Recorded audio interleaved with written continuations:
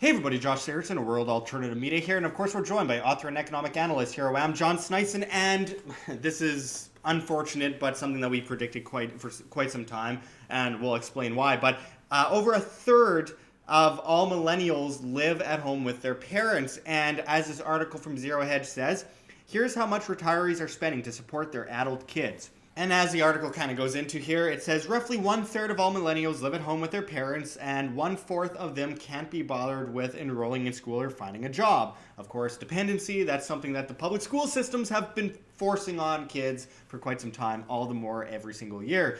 And then, of course, it goes into... it can also have a devastating impact on the retirement savings potential of their overly accommodating parental units to the tune of $250,000. Here are some of the key takeaways from NerdWallet Survey, who put this survey out.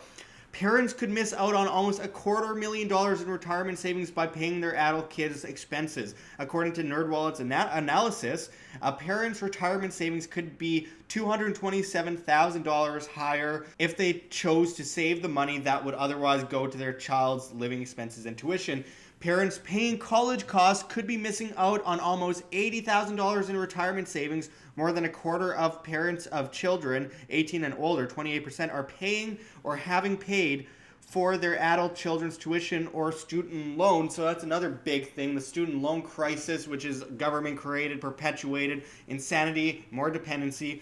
And going into it even further, most adult children are living with their parents for more than a year after they turn 18. Almost 3 in 5 parents with kids 18 and older, 59%, have had adult children living with them for more than a year. Over 1 in 5, 23%, have had adult children living with them for more than 5 years. On average, these parents say the longest period of time they have had their adult children living with them is 4.5 years. Parents expect their kids to help them financially during retirement. Almost a quarter of parents saving for retirement, 23%, expect their children to provide financial support for them after they retire. Millennial parents are most likely to say this, 44% versus 25% of Generation X parents and 5% of baby boomer parents, despite saving more than parents from other generations. And that's another thing where inflation comes in and it all starts piling up. But I'm just going to quickly finish this off. Many parents of children 18 and older are paying or have paid for their adult children's basic living costs,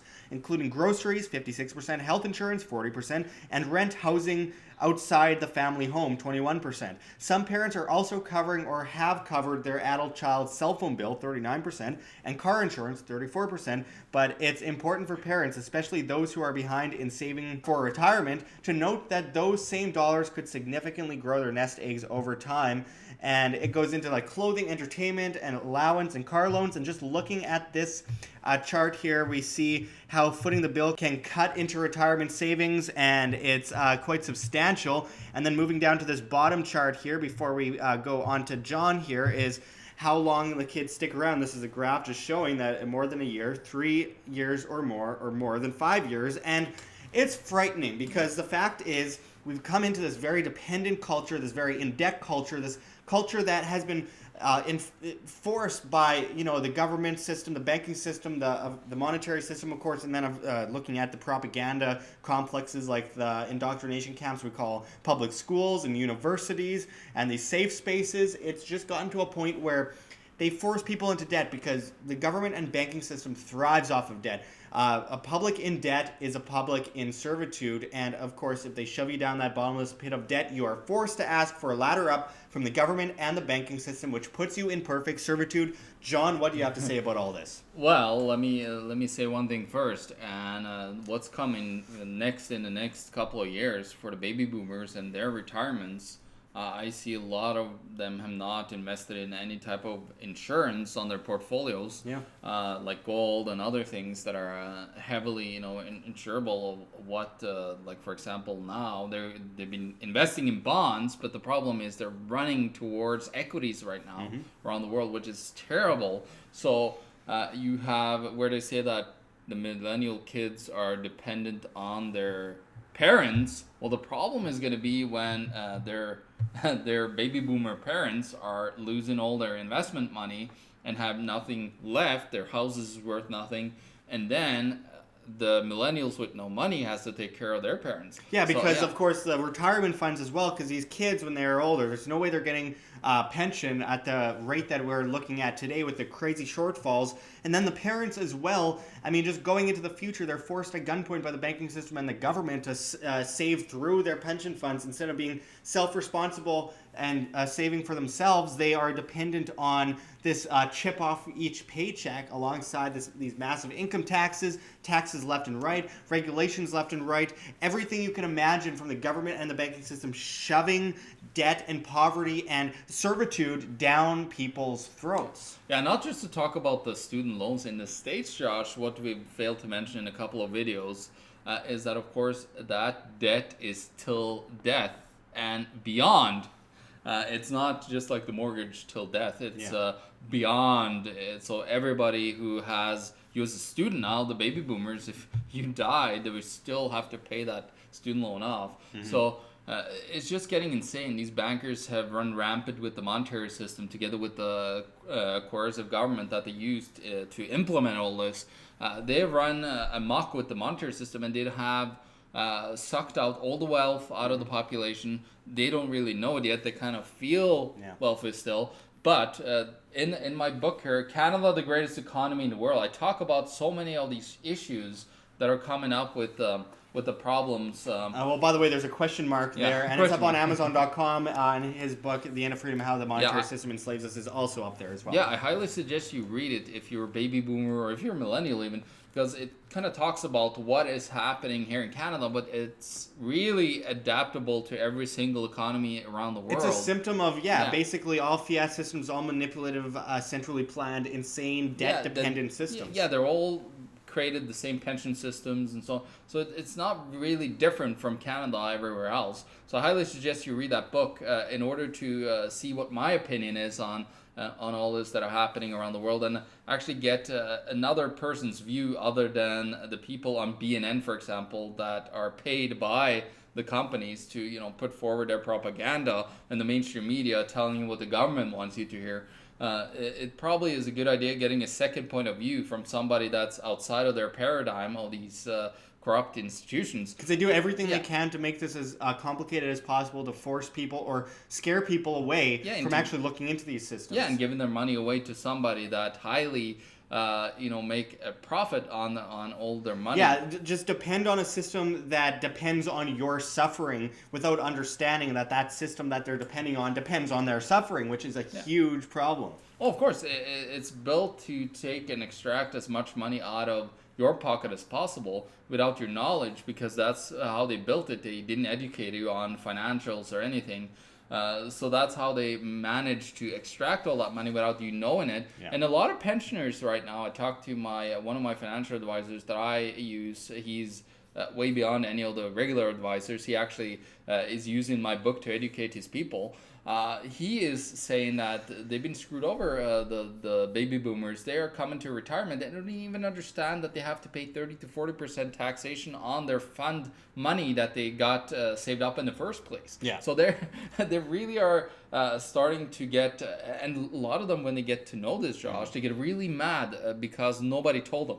And I'm not going to collectivize everyone, because there's a lot of good independent millennials and a lot of good independent baby boomers. But let's look at the fact that baby boomers and millennials throughout history have likely been the most dependent, incapable, irresponsible generations of all time. And I say that as a millennial. Yeah, me too. And I mean, the fact of the matter is that it's because of the propaganda. It's because of the, it sounded real good, the free love in the 60s, blah, blah, blah, blah, blah. Everything is free. But in fact, people had become more prone to dependency, more prone to just lay back and expect other people to work for them, attack the capitalists, who they then go on welfare and take money from while still attacking them. And if they got rid of those capitalists, they wouldn't be able to get that money through the welfare system, through theft by the state, given back to them. And then the same goes for the millennial culture. Let's be lazy. Let's have safe spaces. Let's not be independent at all. Let's just completely depend on the state and banking system, because they must have our best interests in mind, which is why this whole report comes down to self-sustainability and independence and financial responsibility, which we talk about so much, including recently regarding pensions. Yeah, well, what I found interesting, I downloaded an interesting game which is based on traveling out into the solar system and starting to terraform planets. Now, I was looking at the way they structured the government and everything, and this is the games, of course, that a lot of millennials are playing today. Like they're in the game culture, so they're getting educated a lot through the games. So what I saw through this game is when I tried to make my state more and more independent that I created, they said, oh, you need to go more towards a democracy and have of course, if you do that, you get a lot of immigrants coming from everywhere into your country. And you could help giving them more money towards them, and it was all based on like heavily big government, of course. And these are games that kids are playing today. And of course, when they go out into the world, they're saying, "Well, why can't I be one of those people that they're talking about that the government is?" Anyone else remember like the old first shooter, games back in like the early 2000s, like Medal of Honor and like Battlefield 1942 and all these incredible games that were complicated and difficult. And then you play a video game today and they modeled that new Call of Duty World War II game off of Medal of Honor back in the early 2000s. But in the original one, you got killed within like 3 seconds of spawning. Now it's like, here's a direction. You can just follow this map and here's an arrow to what you need to do. And maybe one bullet will shoot by while you're doing this. Very unlikely that you'll actually get hit. And you'll get to the end of the game without even getting killed. And I mean, this is just I guess it's kind of like a conspiracy theory, but it's almost like they're just slowly molding people to say, you don't have to work as hard for success. Just lay back and expect it to be given to you. And even in video games, which take up so much time these days for young people and older people as well, especially in 2017, 2018, it's just another sign of dependency. Well, and that's where you also get the universal basic income coming into play, Josh. You got to remember, when you finally have gotten people dependent on the government, it's time to really make them dependent by this universal basic income that completely take them away from wanting to go out and do something with their life. Oh, and here we go again with that and the minimum wage. Oh man, we've gone into that so extensively before. Well, there's lots of reports that you could check out. Just one thing, I was reading an article about Seattle, how terrible it's become with poverty in Seattle. Well, funny thing, they have the highest minimum wage in the States, and they also have the biggest government in the States. I guess we were right when we predicted that in early 2016 that would happen. Anyway.